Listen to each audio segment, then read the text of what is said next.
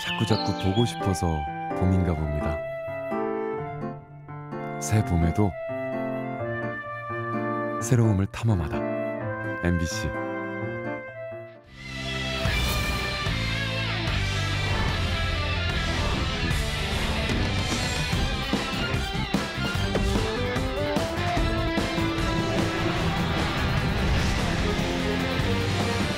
도지사 선거가 초반부터 공약 대결에 맞춰지고 있습니다. 두 후보의 개인적 인연까지 더해져 공세보다는 정책 대결에 주력하는 모습입니다. 국민의힘 공천 파장이 증폭되고 있습니다. 특정 후보 밀어주기 논란 속에 진흙탕 싸움으로 번지고 있습니다. 6.25 때 미군 폭격으로 숨진 단양 곱개굴 희생자들의 유해 발굴이 마무리됐습니다. 무연고자들의 신원 확인 작업이 과제로 남았습니다. 미라클 작전으로 한국 땅을 밟은 아프간 특별 기여자가 청주 오송에 첫 출근했습니다. 한국 정착 반년, 이들의 홀로 서기를 취재했습니다. 여러분 안녕하십니까? 계속해서 뉴스투데이 충북 소식입니다. 충북지사 대결이 선거 초반 정책 대결에 맞춰지고 있습니다. 비호감 선거 우려에 개인적인 인연까지 깊다 보니 더불어민주당 노영민, 국민의힘 김영환 두 후보가 정치 공세를 자제하고 있는데요. 이 같은 분위기가 막판까지 이어질까요? 변수도 적지 않습니다. 신병관 기자입니다. 여야 대진표 확정 뒤 첫 기자회견에 나선 민주당 노영민 후보. 국민의힘 김영환 후보의 정책 대결 제안에 답하기라도 하듯 일자리 대책으로 맞섰습니다. 노 후보는 1호 공약인 저출산 대책을 내놓은 뒤 연일 공약 릴레이로 정책 대결을 준비해왔습니다. 고등학교와 대학교 선배로 함께 웃고까지 치르며 오랜 기간 인연을 맺어온 김 후보에 대한 부담도 숨기지 않았습니다. 형이라고 부르는 그런 분입니다. 아직까지 제가 이번 선거와 관련돼서 그분과 어떻게 선거를 치러야 되는지. 김영환 후보도 경선에서 승리한 뒤 첫 일성은 정책 대결이었습니다. 의료비 후불제 등 자신만의 아이디어가 담긴 공약을 선보여 윤석열 정부 정책으로도 이어지도록 하겠다고 밝혔습니다. 다만 정답의 공약이 있다기보다는 서로 다른 공약을 가지고 평가받는 것이라며 노영민 후보를 향한 공세에는 조심스러운 모습을 보였습니다. 좀 그분은 다른 방향에서 유능하고 나는 이런 좀 그 상상력의 크기나 지혜에 있어서 좀 다른 부분을 갖고 있기 때문에. 개인적인 인연까지 더해져 대결 초반 두 후보의 전략은 정치 공세보다는 정책에 맞춰지고 있습니다. 노 후보는 부동산 문제로, 김 후보는 출향 인사 논란으로 당내에서 곤혹을 치른 끝에 공천을 받은 만큼 정치 대결이 격화되면 양측 모두에게 상처가 되며 비호감 선거로 흐를 수 있다는 판단도 작용했습니다. 다만 청문회를 비롯해 중앙발 쟁점들이 지역 공약 대결을 집어삼킬 가능성은 배제할 수 없습니다. 여기에 이번 지방선거 결과에 향후 전국 주도권이 달려 있어 정치 대결을 피하는 조심스러운 분위기가 끝까지 이어질 수 있을지는 미지수입니다. MBC 뉴스 신병관입니다. 김병우 교육감의 3선 도전에 맞설 충북교육감 단일 후보 선출을 위한 정책 토론회가 어제 청주공고 총동문회관에서 열렸습니다. 유튜브를 통해 생중계된 가운데 김진균, 심의보, 윤건영 등 3명의 교육감 예비 후보가 자신이 단일 후보가 돼야 하는 이유와 교육 공약, 학력 저하 문제 등에 대해 열띤 토론을 벌였습니다. 3명의 예비 후보는 2차례 토론을 더 벌인 뒤 여론조사 등을 통해 최종 단일 후보를 가릴 계획입니다. 단양군수와 괴산군수 선거를 둘러싼 국민의힘 공천 파장이 증폭되고 있습니다. 단수 공천장을 뺏긴 유한우 단양군수가 경선을 수용했지만 이번엔 엄태영 당협위원장의 특정 후보 밀어주기 폭로가 나왔고 책임당원 명부 유출로 경선이 중단된 괴산군수는 후보들의 반발 속에 사실상 전략 공천이 결정됐습니다. 허지희 기자입니다. 단수 공천 박탈로 한때 무소속 출마설까지 돌았던 국민의힘 유한우 단양군수가 경선에 참여하기로 했습니다. 류 군수는 자신으로 지역이 분열되는 걸 원치 않는다며 김광표, 김문근 후보와 여론조사 경선 방식에 합의했다고 밝혔습니다. 그래서 저는 신인 가점 득표수의 20%와 역선택으로 불리한 상황임에도 국민의힘 충북도당 공관위 경선을 전격 수용하였습니다. 류 군수의 경선 참여로 일단락되는 듯하던 단양군수 공천은 또 다른 불공정 논란에 휩싸였습니다. 단수 공천의 불공정과 경선 전환을 주장했던 엄태영 당협위원장 측이 단양군수와 제천시장 공천에서 특정 후보를 밀어주라고 했다며 최근 사퇴한 한 공천관리위원이 폭로한 겁니다. 그래서 저한테 특정 인물의 이름을 말씀해 주셨습니다. 그것은 저를 그쪽에 가서 도우라는 것이라고 생각을 듭니다. 의원님의 의중과 당협의 의중과 그거를 저한테 전달을 했다고 봅니다. 이에 대해 엄 위원장 측은 공천 과정을 설명했을 뿐이라며 언급되는 후보들 모두 공천에서 탈락했다며 법적 대응을 예고했습니다. 책임당원 명부 유출로 경선이 중단된 국민의힘 괴산군수 공천은 경선 중단 사흘 만에 송인원 예비후보가 사실상 전략공천 후보자로 단수 추천됐습니다. 경쟁자인 이준경 후보가 같은 선거구 3회 이상 낙선자 배제 원칙에서 송인원 후보만 예외 적용된 데 재심을 청구하고 정성엽 후보가 도당 책임당원 명부가 송 후보에게 유출된 사실을 확인해 형사 고발한 가운데 내려진 결정입니다. 명부 관련 파일은 도당 위원장과 당협위원장 두 사람 외에는 접근할 수 없는데 어떻게 자료가 유출되었는지 의구심이 갑니다. 결국 정성엽 후보는 탈당과 무소속 출마를 예고했습니다. 국민의힘이 극심한 혼란에 휩싸인 사이 일찌감치 단수 공천이 확정된 더불어민주당 이차영 현 괴산군수는 출마를 선언하고 본격 선거전에 돌입했습니다. 반드시 지속 발전하는 괴산, 사람과 자연, 경제가 공존하는 젊은 괴산을 만들어갈 수 있습니다. 이런 가운데 괴산군수 선거는 특정 후보에게 유리한 여론조사 결과가 담긴 지역신문이 불특정 다수에게 무료 배부돼 선관위가 조사에 나선 상태. 공천 논란에 불법 의혹까지 공약은 안 보이는 최악의 혼탁 선거로 흘러가고 있습니다. MBC 뉴스 허지입니다.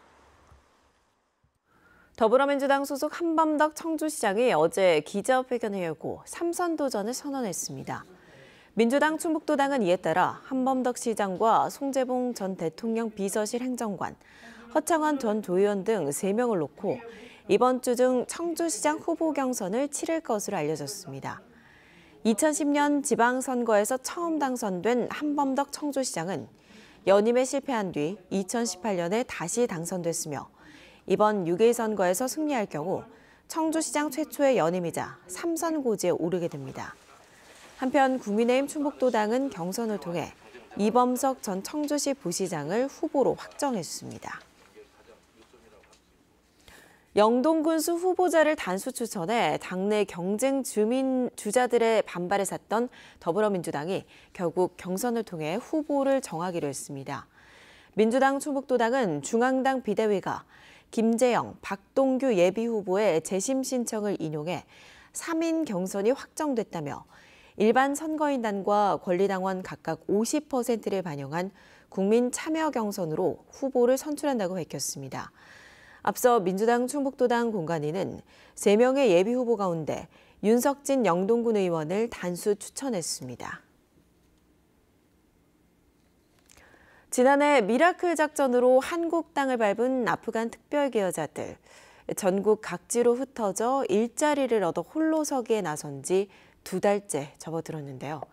이들 가운데는 수년간 현지에서 한국인들과 함께 일했던 의사 등 전문 인력도 적지 않습니다. 하지만 정작 그 경력을 살려 취업하는 경우는 손에 꼽을 정도인데요. 이채연 기자가 의사 출신 특별기여자 한 명을 만나 이야기를 들어봤습니다. 오전 9시 검은색 양복을 차려입은 한 외국인이 병원 직원과 함께 건물 안으로 들어섭니다. 아프간 특별기여자 칼리드 씨의 첫 출근길입니다. 맨 처음 들른 인사팀 사무실. 한국말로 처음 만나는 동료 직원들과 인사를 나누고 안녕하세요. Good morning, everybody.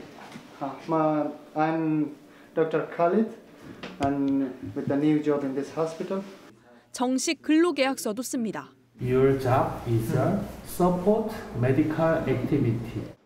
전 직원 173명 틈에서 나 홀로 외국인인 칼리드 씨에겐 병원은 친숙한 곳입니다. 수도 카불에 있던 바그람 한국병원에서 5년간 외과 의사로 일했고 500여 명의 코로나 환자 치료 경력 등 15년간 의사로서의 삶을 살았습니다. So it is too much good for me. I like work in the hospital because I am doctor. 바그람 병원 출신 36명 가운데 칼리드 씨처럼 자신의 전공 일터로 취업한 건 단 2명. 국내 의료법상 국가시험을 보지 않는 이상 의료 분야 자격 인정이 힘든 데다 당장 생계를 꾸려 나가야 하다 보니 칼리드 씨도 이 병원을 오기 전 공장에서 일을 했습니다. Factory, the colleagues is something different. Electronic material they are making so much difficult for me. 운 좋게 정규직 취업 기회를 얻었지만 환자들을 직접 치료할 수는 없습니다. 당장 할 수 있는 건 코로나 환자 이송과 외국인 환자 소통 지원 업무. 경력을 살려 첨단의료 복합단지에서는 보건복지부의 승인을 얻어 연구개발 목적의 의료 행위를 할 수 있지만 법적인 절차가 쉽지 않습니다. 의료 현장에 들어갈 수 있는 면허증이라는 게 해결이 돼야 되는데 간호조무사라든가 간호사라든가 그런 면허증을 딸 수 있는 길들을 한번 저희들이 모색해 보려고 그러고. 특별기여자 78가구 가운데 절반인 42가구는 제조업에, 29가구는 조선업에 취업했고 전문직은 단 2가구뿐입니다. 우리나라가 이민자들을 받아야 되는 것만큼 국가 위상이 올라갔는데 그 시스템이 안 돼 있다는 거를 이제 이 친구들 통해서 그걸 저희가 깨닫게 된 거죠. 아프간 특별기여자 정착 반년, 제2의 고향으로 거듭날 한국에서 성공적인 홀로서기를 꿈꾸고 있습니다. MBC 뉴스 이채연입니다. 코로나19 감염병 등급이 2급으로 하향 조정된 가운데 자가검사 키트의 온라인 구매가 다음 달 1일부터 허용됩니다. 식약처는 자가검사 키트 생산 역량이 충분히 확대돼 유통 공급이 안정화됐다며 판매처를 약국과 편의점으로 한정한 유통 개선 조치를 다음 달부터 해제해 온라인 구매가 가능하게 된다고 밝혔습니다. 식약처는 지난해 말부터 자가검사 키트 판매 개수 제한과 가격 지정제 등을 단계적으로 완화해왔습니다. 6.25 전쟁 당시 단양 곡개굴에 피신했던 민간인들이 미군 폭격으로 희생된 사건이 있었습니다. 지금껏 신원을 확인한 희생자는 167명이지만 가족들이 시신을 수습하지 못한 무연고 피해자까지 합치면 200명이 훨씬 넘을 것으로 추정되는데요. 이러한 무연고 희생자들의 피해를 규명하기 위한 유해 발굴 작업이 마무리됐습니다. 보도에 이지연 기자입니다.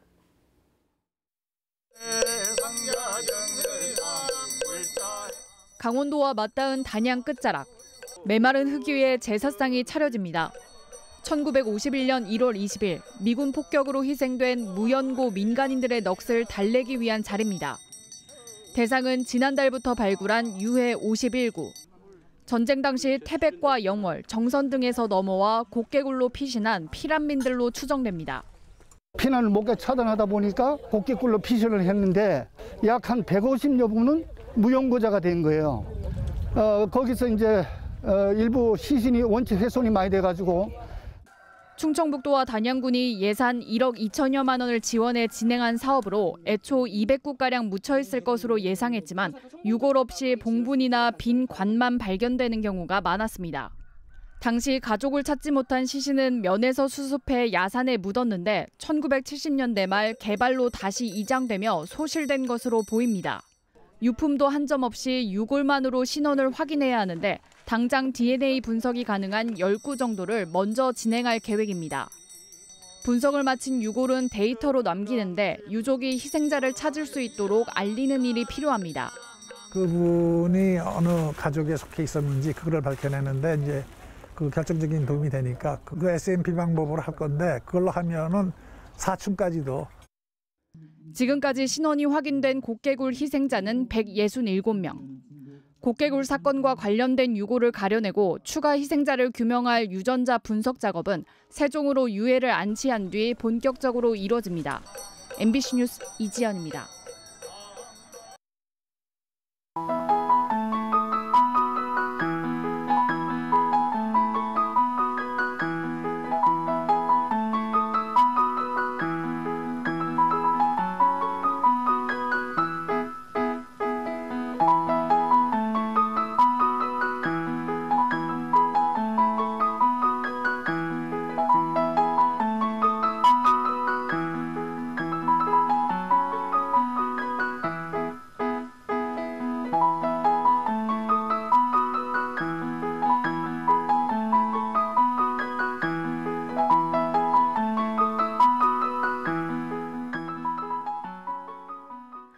60세 이상 사전 예약자를 대상으로 코로나19 4차 백신 접종이 시작된 가운데 접종을 마친 도민에게 청남대 입장료가 전액 면제됩니다. 충청북도는 4차 접종률을 높이기 위해 오늘부터 4주 동안 64세 이하 4차 접종자는 5,000원, 65세 이상은 2,000원의 청남대 입장료 면제 혜택을 제공합니다. 도 관계자는 어제 0시 기준 충북 코로나19 누적 사망자 660명 가운데 95%가 60세 이상 고연령층으로 집계돼 재유행에 대비한 백신 접종이 필요하다고 설명했습니다. 충북도 내에서 운영 중인 특수 화물차 상당수가 안전관리 기준을 지키지 않은 것으로 나타났습니다.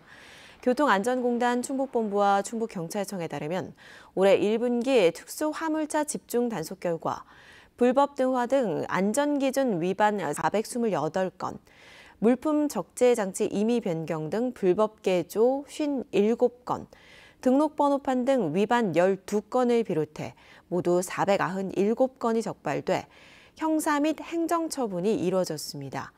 경찰과 공단은 화물 특수차의 안전관리 규정 위반이 대형 사고로 이어지는 것을 막기 위해 지속적인 단속을 펼칠 방침입니다. 충북 영농 학생축제가 한국 바이오마이스터 고등학교에서 개막해 오늘까지 열립니다. 올해로 51년 차인 이번 축제에는 청주농고를 비롯해 도내 4개 농업계고 학생 168명이 참가해 농업이론과 실무 능력, 과제 발표 등 18개 분야에서 실력을 겨룹니다. 이번 대회 수상자들은 9월 김해에서 열리는 전국 영농 학생축제에 충북 대표로 참가하게 됩니다.